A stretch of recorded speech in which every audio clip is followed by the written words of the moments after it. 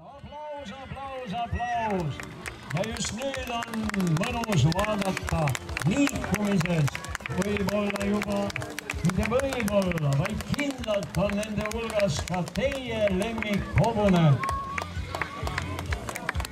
Jürgo, kas sul on ka see lemmikhobune? On jah?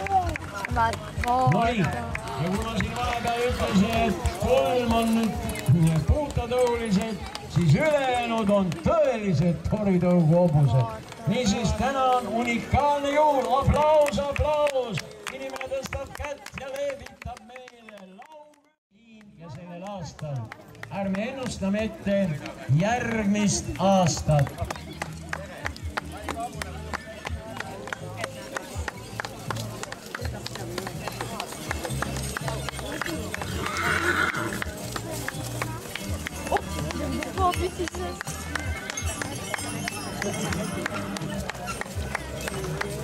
Nonii, ja hobused demonstreerivad ennast, hobused naeratavad.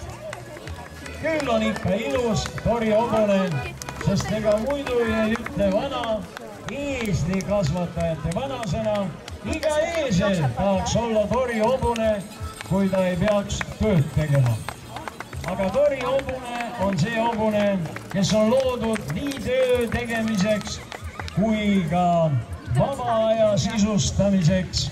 Ütelda tõeline, praegu me ei tee midagi õieti tõsiselt, me oleme rohkem hobiinimesed, nii et parim hobihobune on torihobune. Aga näe, tahab välja surra.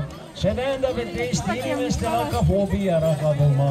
Toetame torihobust ja täna infotellist ostes, või üldse ostes ükskõik mida, mis on seotud hobustega, infotellist toetate te torihobust. Tehkem seda, tehkem kõike seda koos.